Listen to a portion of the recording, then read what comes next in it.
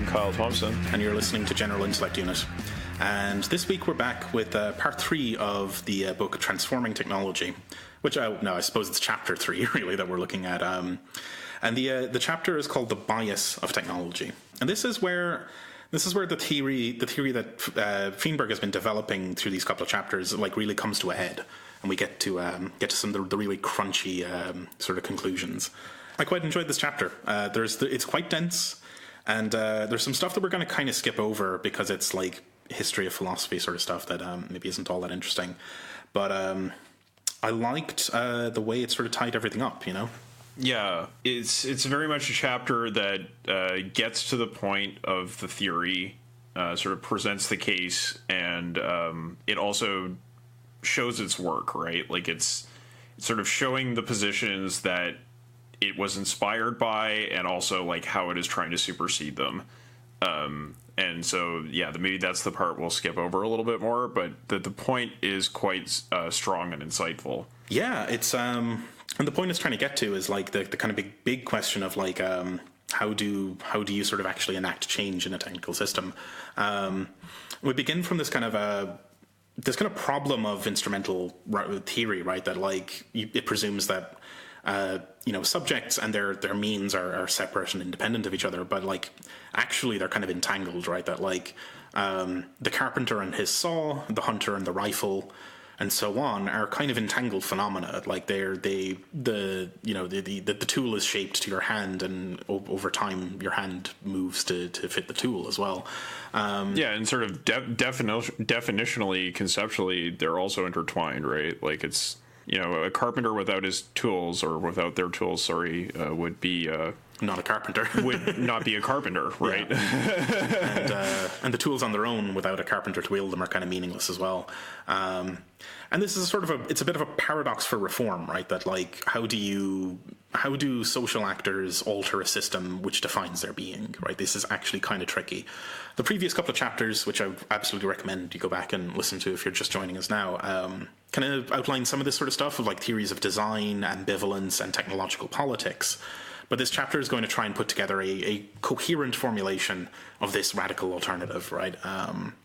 And yeah, in doing that, there's a couple of forerunners that we're going to be building, or Feenberg will be building off of here, Marcuse and Foucault.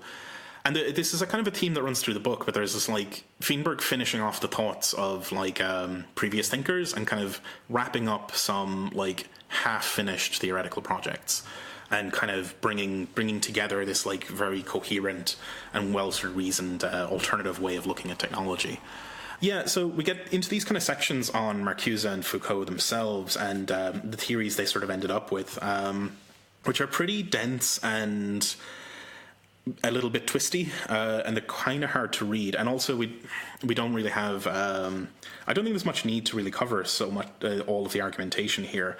But the gist of it that I can kind of put together is that Marcuse tries to do this like rational critique of rationality, and sort of identifies technical rationality as this like this condensation of social and technical functions into one sort of thing that ends up kind of representing private like particular interests and becomes a sort of world of technical rationality that it takes on the appearance of being the very heart and soul of rationality itself, right? That like the technical rationality that's informed by these social interests stands in the place of like neutral rationality, like it presents itself as being neutral and totalizing. Is that a fair read on Marcuse?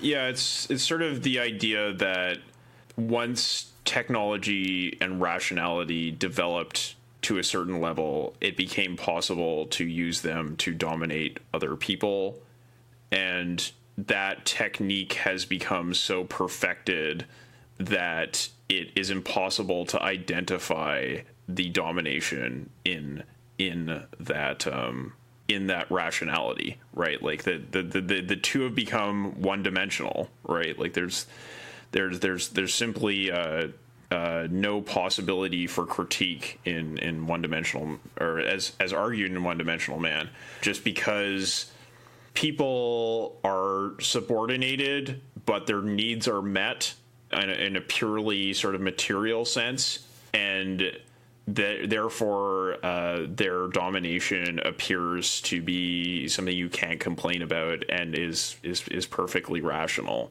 So Marcuse was sort of saying, like, okay, how can we provide a rational critique of this supposedly perfect rationality? Right? Sure. And I think one of Feenberg's objections here is that, like, Marcuse's sort of work remains quite general and sort of vague, and that Foucault gives you a bit of a sort of corrective to this, in that my sort of read of it is that, like, Foucault kind of gets a bit more into the kind of small granular sort of components, that, like, his sort of ideas are, he begins from, like, what he calls micro techniques, these, like, tiny techniques of control that are assembled into larger sort of disciplinary structures. And I mean, and practices of social control. I mean, the examples here are, like, you know, examination, drilling, picking out individuals, you know, dossiers and files and this sort of thing, like, you know, clipboards and that sort of stuff. So that, like, there's this repertoire of, like, micro techniques that combine into this generalized social control that then pervades the entire society, and then and is also, like, he also emphasizes the coupling of power and knowledge, right? That, like, these regimes of power and truth are coupled to particular ways of knowing and ways of, like, gathering data and investigating the individual subject, and so on, and that, like, technology is one of the many sort of strands of control in this massive web that we're all caught in, which is also a pretty grim assessment of the world. Yeah, it's like, whereas Marcuse's analysis is sort of, like, at the very general level, like, coupled with some anecdotal evidence, Foucault's has that general sort of analysis coupled with, like, kind of situational analysis, right? Of, like, these particular situations, exemplary situations that highlight the operation of power.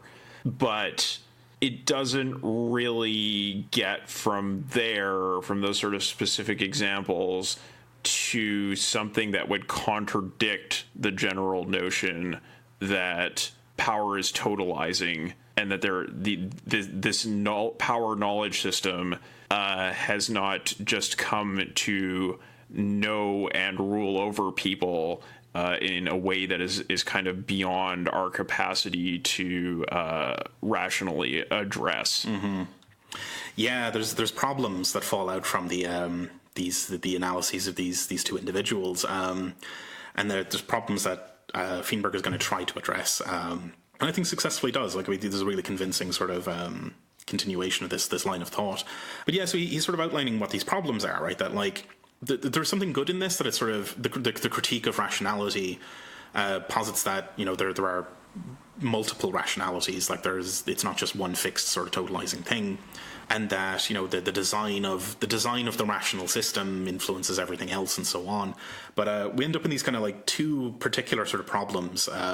One, that, like, these like kind of nightmarish dystopian sort of visions, they seem to preclude the possibility of resistance at all, right? Like, that just everything's so totalizing that there's no room left for meaningful resistance. And also that, like, when you get into the critique of rationality, there's this kind of risk of getting into irrationalism, right? That, like, you can end up just undermining the validity of all knowledge, right? Like, and throwing the baby out with the bathwater, as it were. Yeah, like, knowledge is purely domination, and you can end up looking for some kind of redress or some kind of counterforce to domination in just, like, purely irrational areas, right? Like, so something outside the system of reason. Mm-hmm.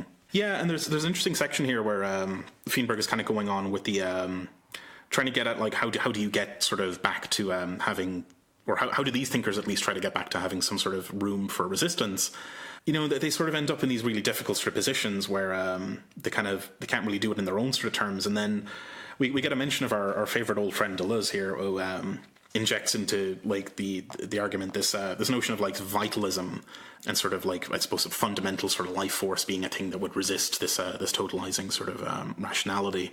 Feenberg has a problem with this because it's just a sort of pre-rational, sort of chaotic, you know, molecular vitalism that doesn't I think it's pretty convincing that it can't really go anywhere of its own right. I mean, yeah, it's kind of outside of questions of rationality, so it's not really clear how it would interact with them in any meaningful way, right? Like it's kind of just asserting resistance as a thing that exists without really proving that is actually a meaningful and existing thing, and B, like providing any kind of analysis of how that like always already existing resistance actually interacts with these problems that have been raised by other thinkers about how reason functions in our society. Yeah, it's sort of it isn't enough, right? That's the kind of problem. And this is a very fundamental problem that you see in Hart and Negri's work. You see it everywhere, right? That like it's even in it's in a lot of the stuff you get out of just sort of bog standard sort of anarchist or localist, whatever, spontaneous kind of stuff. Of like it's sort of a lot of times boils down to this this sort of assertion that, well, eventually, you know, the river will eat away at the wall and eventually do something to it. You know, just that this small molecular force will you know, do some sort of damage to the structure, but like there isn't actually an account of how that would happen, or how this like molecular resistance would transform into larger scale resistances or into other structures, which is what like Feenberg's trying to get to here, is that like he wants something that's inside the realm of rationality, not something that's simply outside of it, eroding the exterior of the thing. And he's pointing out this kind of need for what he calls an ascending analysis of power, like starting from that small molecular level and the small mechanisms and the small sort of maybe vital energies, and then, you know, accumulating and going upwards through these like layered structures to kind of get to the what he calls meta powers. So I suppose it's similar to the kind of usual objection we have to localist spontaneous sort of stuff, that like, yeah, I mean, you can have tiny blips of resistance here and there, but in the face of like corporations and states and so on, these meta powers, it's kind of, I mean, you know, you can kick that castle wall all you want, and it's probably never going to come down, right? It's, like just booting it over and over again probably isn't going to do it. And the numbers of like the number of analytical problems that you run into with these kinds of vitalist theories, or like theories that are like arguments from like purely arguments from human nature, are many. Yeah. We can't get into all of them here, but you know, there are many problems. Yeah. I think to be fair to Deleuze, like he's often misread as being this sort of like anarcho sort of dude or whatever. But I think what I understand of his actual work is that he and Guattari do sort of emphasize the need for organization and sort of larger structure. They're not quite as anarchic as they initially seem, but they do spend so much time talking about these kind of molecular forces or whatever that it can definitely be read that way. Yeah, well, I think we'll get into that a lot more when we talk about critical posthumanism. Definitely. I think we can kind of table that subject for the moment. Certainly.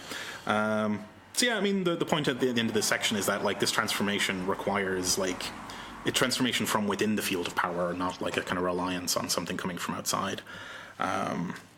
The next section then is kind of addressing the irrationalism, which is a bit of a sort of back and forth that like, so Marcuse doesn't seem to be completely consistent on this, that like in one moment he's saying, you know, ditch all the technoscience, but then also the emancipation of humanity requires the technoscience. So where does he end up? Who knows? Shrug. You know, it's kind of not totally coherent, which is not great. And then Foucault tries to kind of have a corrective in splitting power from domination, where power is a kind of a life force, you know, a positive force in the kind of Nietzschean sort of sense, like a sort of will to power, whereas domination is like an institutional closure and totalization, to kind of like limiting that kind of force, which is an interesting split, you know. It suggests the possibility that power could be otherwise, that there are sort of more positive forms of self-legislation or power acting on itself, you know, in very much the way that Nietzsche talks about it. But it has sort of a number of problems to it as well, in that like it has a very hard time sort of distinguishing between different arrangements of power, right? It's very sort of like more of a desideratum than actually something you could reason out. It's kind of like, well, yeah, maybe it could be something else. It's like, yeah, okay, yeah, maybe. Like, sure. I mean, it opens up that possibility, but it's very sort of unclear what forms of power acting on itself are more or less desirable than others, other than like this sort of like vague kind of desire for freedom, right? And yeah, it's I mean, it opens up some possibilities for sort of rethinking things in Foucault's system, but it's not really that productive of a theorization. Yeah, and I mean that's definitely where Feenberg lands on this. That like these two thinkers, they sort of end up in at a bit of an impasse, for both of them. That they have these problems, right? Like of not being able to account for resistance and sort of threatening rationality, like itself, like and like Foucault brings up this idea of subjugated knowledges, which are also something that could operate against the system, right? Because he has this idea of power knowledge, where it's if you have a form of knowledge, it is a form of power, and that's implicated in domination. And there are these resisting subjugated knowledges, other ways of knowing, that could potentially overcome the power knowledge that is in a dominant position. But how? How and also how do you adjudicate between different forms of subjugated knowledge? Like why does if one form of subjugated knowledge becomes the dominant form of knowledge, is that better or worse? Like how can you judge there's a lot of sort of deep questions and problems that you end up with. There's an assumption that the subjugated knowledge is inherently progressive or is inherently a liberatory force. Like, whereas I think with subjugated knowledges, you can just end up with like Holocaust deniers. That's a subjugated knowledge. Yeah, well, and I'm not sure Foucault even goes so far as to think that they are necessarily positive. It's more just like maybe they could be. Right. Okay. Like his infamous support of the Iranian Revolution. I don't think he was necessarily on board saying like, this is obviously the best thing possible. It was more like, well, I'm going to go in and support this incredibly ill-advised project, right? Like, yeah. Like he was supporting a form of subjugated knowledge, but it was a very bad idea, right? Yeah. Like, not good. Without having a sorting function to like partition good ideas from bad ideas, yeah, this is kind of a dead end, really. You kind of just have to go with your gut, right? And that's not awesome because it's outside the realm of what could be rationally considered, right? If power knowledge is the field, like is the totalizing field in which we're talking about, and one form of power knowledge can only really be dominant or subordinate, there's no possibility of thinking through what is more preferable and what is less preferable from a rational standpoint, because the rationality is always implicated in power knowledge. Mm-hmm. Yeah, it's doesn't really go very to a good place at all. And Feenberg kind of wraps up this section by saying that, like, I think he puts it quite well here, that like these difficulties arise because they lack a theory of technical hegemony capable of explaining the relationship of social organizations to ideology/science and to power/knowledge. So Feenberg is calling out specifically the linkage between social organization and social interests and these power knowledge formations, which is kind of funny because like you would think that's the thing that Foucault and Marcuse were trying to interrogate, and yet they sort of end up not being able to link those two things back together. Yeah, there's sort of like 2 points that Feenberg brings into this discussion. One is like a focus on the specificity of technology as opposed to just taking this idea of kind of generalized technical reason and applying a social critique to it. He's instead more interested in sort of like particular artifacts and the technical field itself. And that opens up a new sort of perspective.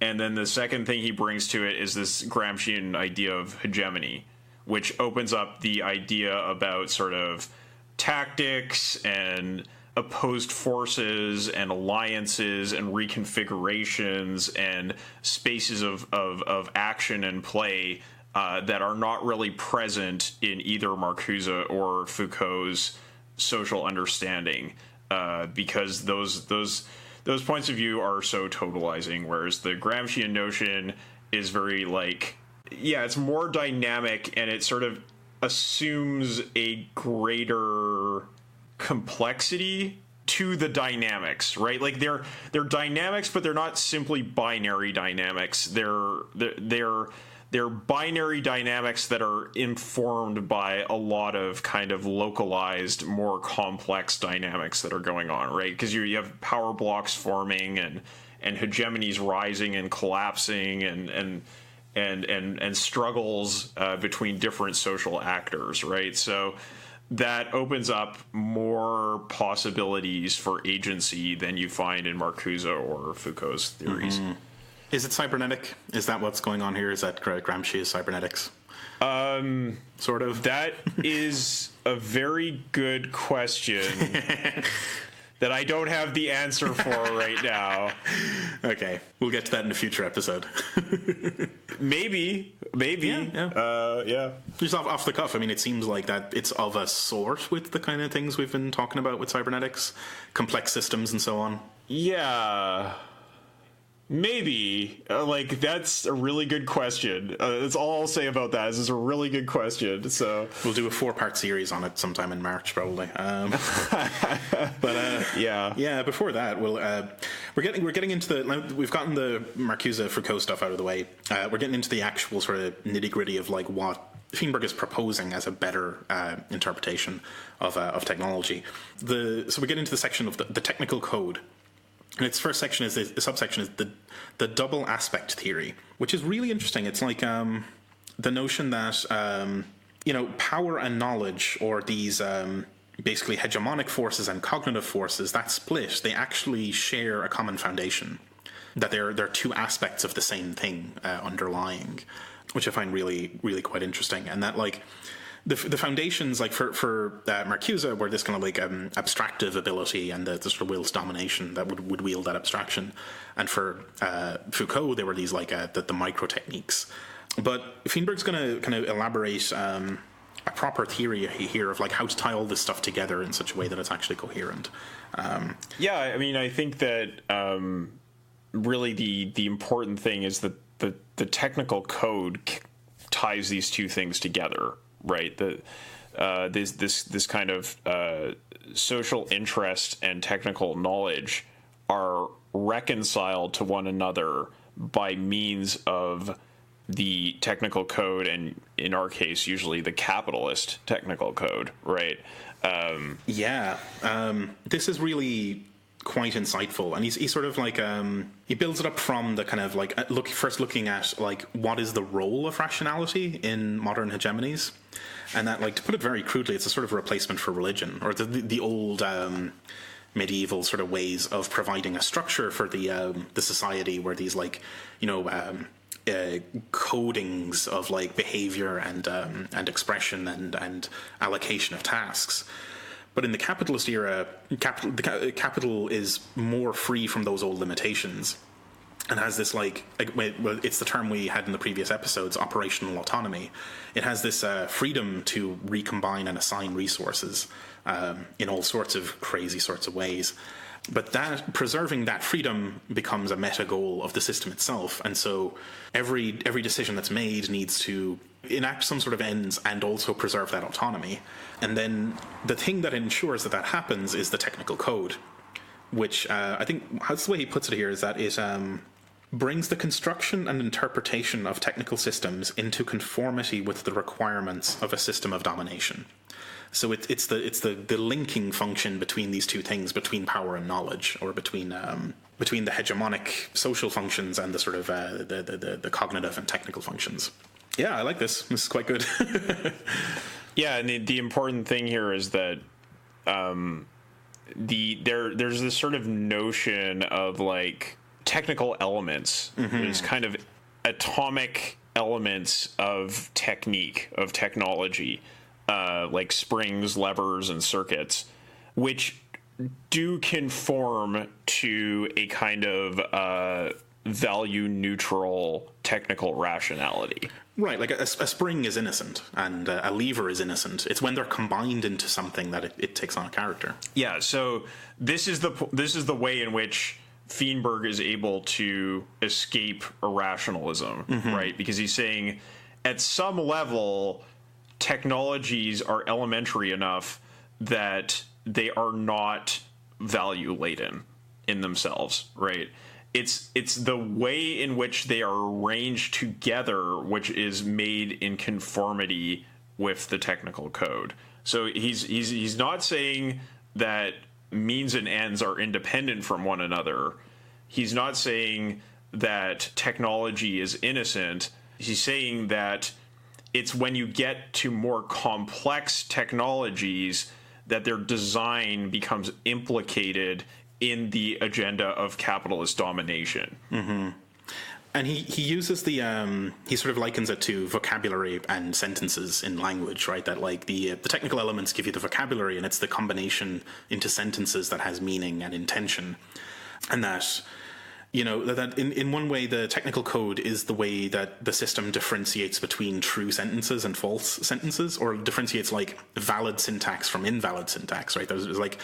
There's a fit of the technical assemblage. You know, you assemble some sort of technology out of its component parts, which are neutral, and then the combination has a sort of a score, essentially, as to how well it fits the technical code. And the technical code sort of folds over the whole social field and differentiates these things from each other, and you know, makes it so that some technologies are considered valid and good inside the sphere of the system, and that some are considered invalid and shouldn't be continued. Yeah, this is how those two realms are integrated, right? The social forces and interests and the technical compositions are integrated together in this code, right? Yes, and importantly, because at some level technology is not purely power knowledge, is not purely an effect of power. It could be otherwise. Right? Yeah. If we had a different technical code instead of one that maintained operational autonomy, then we could have different technologies. Yeah. Right. The example he uses here is the assembly line as a technology, which in our world, you know, was a huge innovation for capital, right? Like, and was welcomed as this amazing leap forward in productivity and labor discipline. But in a different world, you know, say a world run by like workers' communes, that technology would be considered invalid, right? Like it wouldn't be of any use to anyone because the technical code would be different, and so so even to go back to like the dispossessed, right? Like you bring the assembly line to a place like Anares, and they'd be like, "What the fuck is this shit? Like this is worthless." Yes. Whereas on the other planet, it would be, "Oh gosh, the assembly line, amazing! It's wonderful." You know? Yeah, it's a wonderful rational innovation, right? So the what is characterized as rational is specified in the technical code, right? Yeah. Yeah, exactly. It's the values of the sort of rulers of the system are encoded in the technical code, and then that decides. It pretends to be a neutral assessment of what is good and bad, but it is actually extremely value laden. Yeah, this is great. You know, it's just that assessment does not contaminate all rationality. No, this is crucial. Yeah, that like the way Feenberg puts it is that like the high level structures, like the institutions and the institutional structures of science and technology and social organization, they're able to interoperate with each other and to act very coherently because they share this like microtechnical foundation.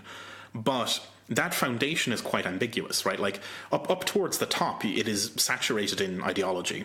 But towards the bottom, you get these more molecular assemblies of relatively neutral components.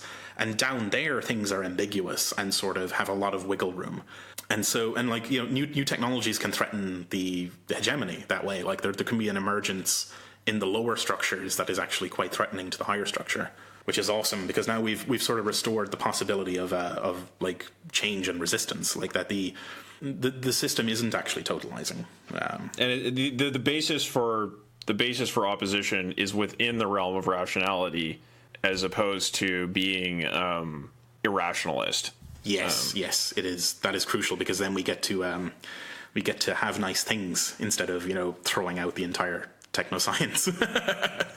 Yeah, we can reason otherwise, right? Right. Yeah. That is crucial, right? Because otherwise we're left with our old friend Ted, you know, as the only way out, you know. No, because this is really genuinely crucial stuff because like it means that there are different rationalities that we could have that would be rational and they would be technical, and we would have nice things such as, you know, medicine and you know, computers and high-speed communication and such, but that it could be directed to a completely different end because the very encoding of what is considered good and bad in the system would be different. Yeah, wild. So the next section we get onto is formal bias, which is pretty interesting. Could you explain what this formal bias bit is about? Yeah, so this sort of brings up the point about formal versus substantive bias. So substantive bias is, you know, sort of very obvious bias, or like, you know, segregationism is substantively biased, right? That, well, there are these places that whites can go and there are these places that blacks can go. And you can criticize that on the very obvious grounds that, you know, well, these places that whites can go seem to be a whole lot nicer than the places that blacks are allowed to go. So maybe we should let blacks into those spaces because they're also people, and this is a substantive bias we can overcome. Formal bias is a more insidious thing, where up front in the sort of small-scale, detailed operation of the artifact or of the system, there's no evidence of a substantive bias, right? That it's not clearly biased towards one person or another. So, you know, a very common, you know, sort of to carry on this thing about racial discrimination, you know, a very sort of common example that is used for this is like the SAT, right? The SAT is not substantively biased. Anybody can take the SAT test. The SAT test is based on procedures that appear to be rational and rigorous, and, you know, is self-critical and aimed at creating a fair system that does not discriminate on, say, something like caste, race, sex, gender, nationality, like any of those things, right? It is open to anyone to take, right? The problem is with a system like that and sort of the general education system that it supports, which reproduces a system of social domination, or factors into the capitalist system of social domination under the guise of meritocracy, is the way that its particular structure figures into the broader social system, right? So what kinds of questions are counted as rational and valid for inclusion in the SAT are questions that tend to favor people with more access to educational resources, and also favors the dominant culture, the dominant white culture, or like what, you know, like appeals to sort of norms of values that are commonly held by upper class whites. So on the face of it, there is no bias, right? And people, when they defend the system, will point to that. They will say, well, these are just questions. These are just simple technical questions or simple questions of knowledge. It doesn't say you can't take this test if you are X.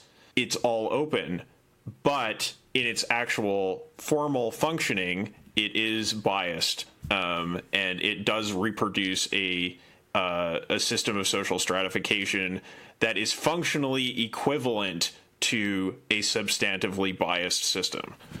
Right. And so, like, substantive bias would be, like, applying different standards to people, like, unfairly applying different standards, whereas a formal bias can come about by unfairly applying the same over-applying the same standard to everyone, and erasing context, and erasing or hiding systematic unfairness, right? That, like, that, like, essentially being overly fair can be a way of being biased in that kind of way.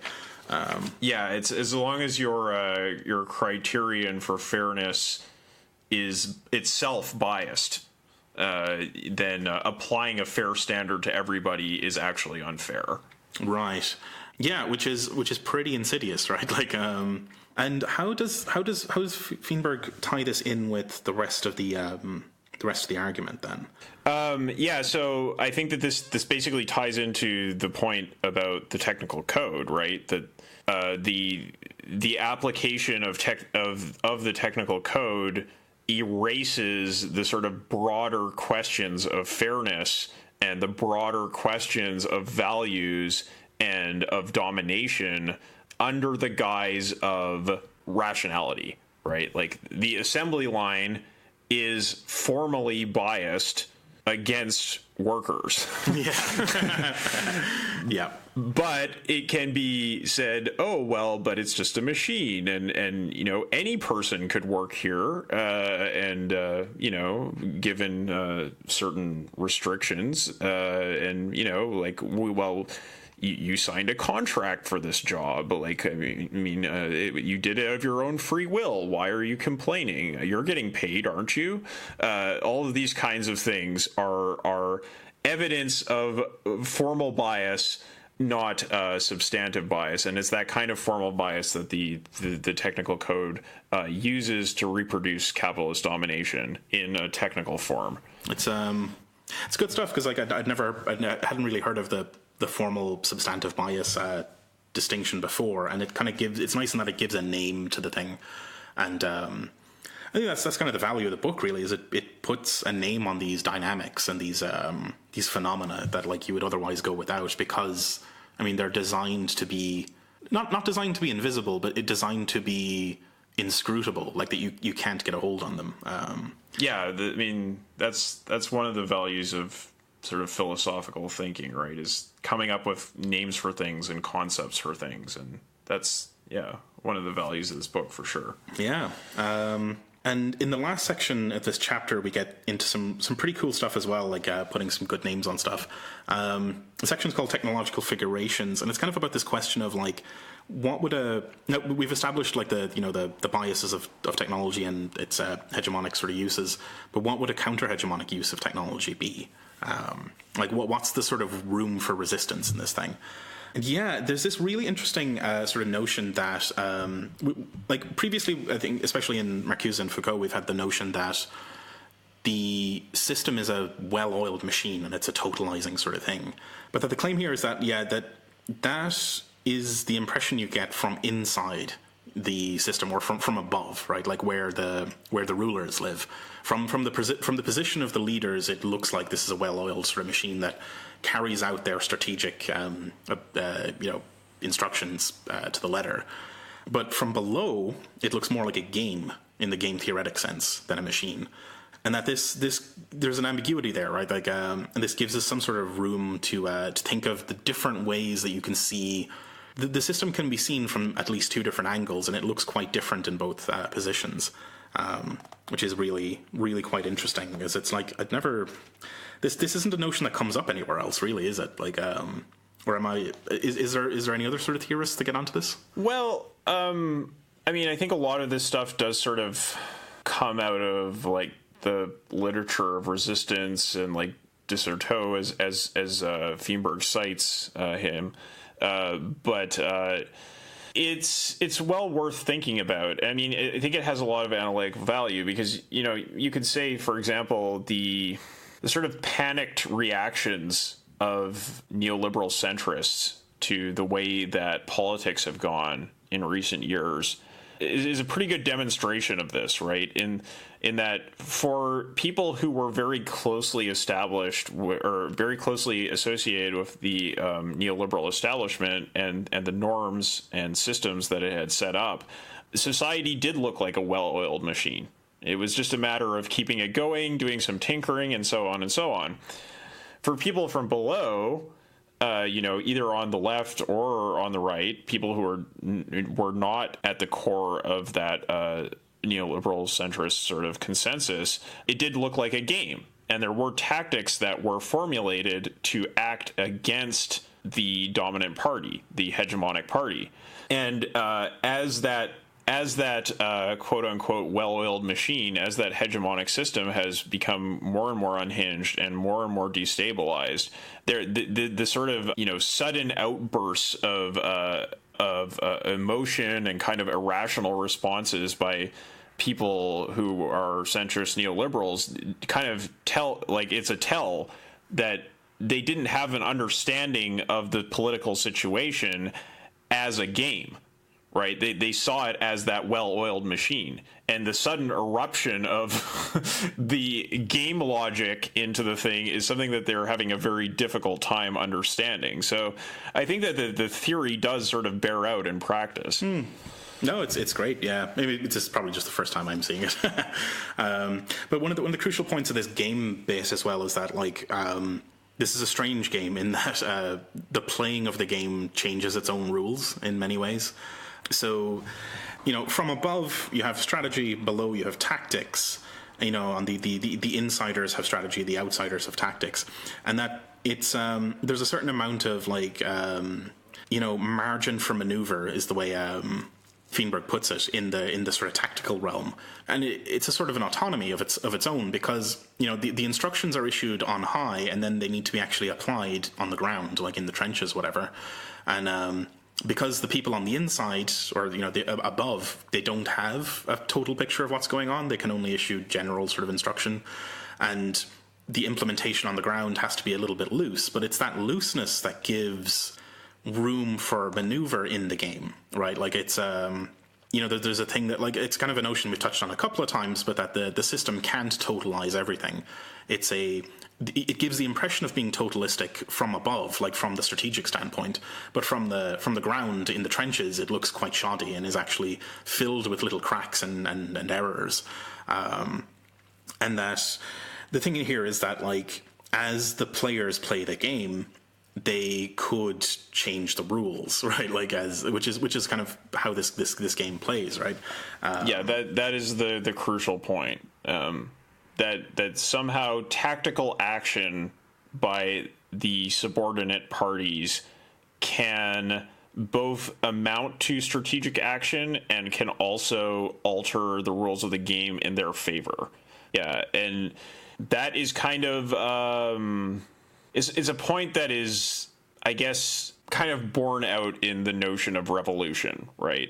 Without some kind of theory of revolution, that's sort of an assertion without much evidence. But, you know, I think that's kind of the paradigm case of what is meant by, you know, fundamentally altering the rules of the game or having tactics and mount to some kind of strategy. Yeah, definitely. And we kind of wrap up on just sort of running through some sort of examples of what that kind of shift in power would look like, where we sort of start from the sort of observation that the game we play, you know, is very much rigged in favor of, or there are a couple of positions of leaders who manage others. This is a very hierarchical structure to the game, but that through the play there is this possibility of it becoming less hierarchical, right? That, like, exactly as you said, that as things play out, you might get these power shifts, and there's kind of a really sort of nice way it's put here that, like, while the upper level players have their power, the play of the game looks like it's simply the implementation of their will, that there seems to be a natural flow from the strategic thinking of their minds outwards into the world, and it simply becomes enacted. But that if the power shifts, or like as the looseness in the game maybe gets looser and looser, or the people on the tactical level are exploiting these kind of margins, it starts to go off the rails, essentially, like what you were saying about the sort of neoliberal psychosis syndrome that we see in people today, that they lose their grip on things, and there is room there. There's wiggle room for actual change, and that's how we kind of wrap up with the possibility of change and the possibility of actual resistance to this supposedly totalizing force, because Marcuse and Foucault kind of get it wrong. Like the system isn't totalizing; it just looks that way, which is funny because like that's a sort of a very Marxist thing, isn't it? Like the kind of looking behind the appearances of things to get at their actuality. Like this is a nicely sort of Marxian kind of take on things, where yes, the system presents itself to you as if it is total and as if it is like a divine agent that is irresistible.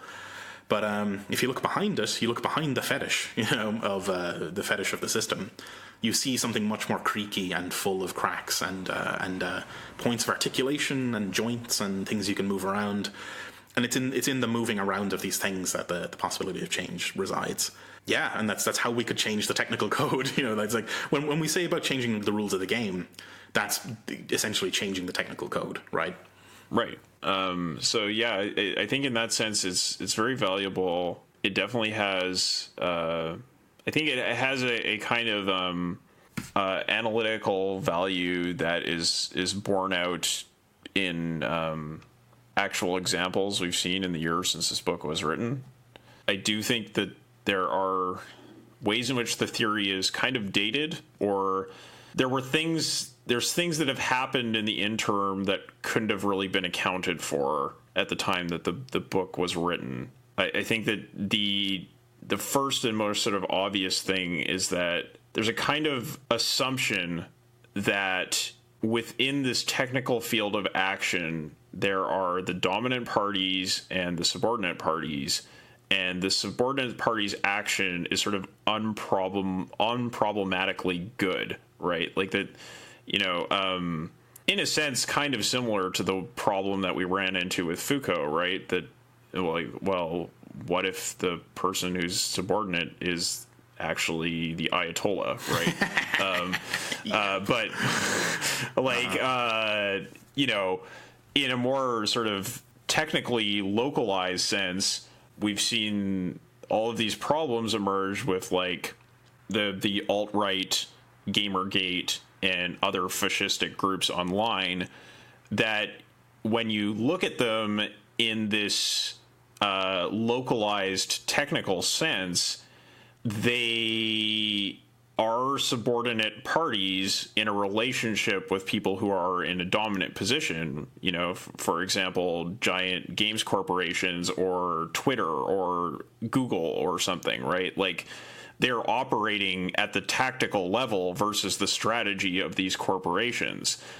But their actions are reprehensible, right? I mean, like, resistance isn't necessarily progressive. Yeah, they're fascists, right? Like, so I think that at the time that this book was originally conceived, the means of communication were so centrally held that it was easier to think in sort of an unproblematic resistance or unproblematic tactics by the subordinated. And I'm not saying that the people who are members of Gamergate or are members of the alt-right are subordinate in a general sense. I'm only saying that they are subordinate in a local technical sense. And you can't take it as given that subordinated position is an angelic one, Yeah, and oftentimes, like, the sort of positions, the subject positions that these kind of fascistic groups have are ones that have been encouraged over time by the sort of ideology of capitalism or the marketing campaigns, like, which are basically vectors for ideology.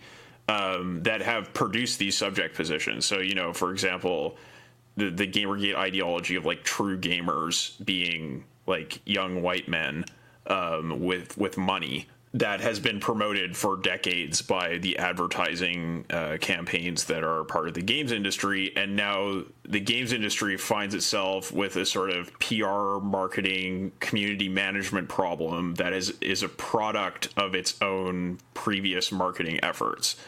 It's just in a purely local technical sense, these people are in the subordinate position, and they're using tactics to try to alter the technical code, right? Or to resist any changes to it in a way that doesn't privilege their very narrow section of the broader market, right?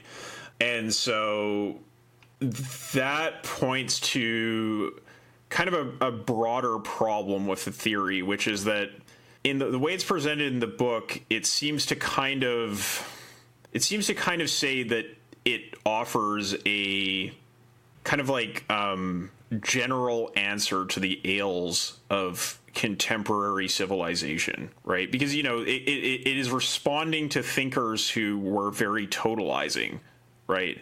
And it's acting at this level of sort of like the state of rationality in the modern world, right? But we can see in those practical examples that it definitely has a local validity and analytical validity, but it seems to have a kind of fundamental problem with it in terms of evaluation, right? So I think that the theory is obviously not bunk, because it's borne out by obviously the tactics and actions of the alt-right. Like they are using an analog of this theory that they have arrived at through practice, and that bears out its analytical validity. We need to think very hard about how we use this theory ourselves in the context of a very different political situation and media environment and communications environment than the one in which this book was conceived. And, conservative populism and the backlash of fascism on dominant interests is not a new thing. It's just kind of a thing that didn't really appear that problematic or obvious at the time that this book or the books that inspired it were written. So very good theory, very good thinking. Just we need to update it. We need to move it forward. We need to think about our context now, is kind of where I come away with this. Yeah, definitely. I mean, that's why we brought it up and why we dedicated 3 episodes to it, because I think this is immensely useful stuff, and especially for anyone broadly for anyone who's like a fan of the show and likes this notion of like a technological future that's like better than this one, and socialist and so on, and concretely for the kind of immediate sort of, because like it's been a theme throughout all of the episodes we've done, really, that like there's this desire to change technical society to improve it rather than abandon it. And I mean, if you're into that, if you want to, or even it's just like the tech organizing stuff, if you're into creating a better technological future, a better modern civilization, this I think is pretty essential. Like we've skipped over so much detail. Like there's so much, like this is such dense argumentation. It's not particularly hard to read, but it's like sentence by sentence he's making a point, right? Like in each and every one of them. So I would strongly recommend picking up the book, just to read those 3 chapters properly, because we've skipped over quite a bit of stuff. This is a definite recommendation. But as you said, yeah, it needs updating, which is why we brought it up, because it needs updating.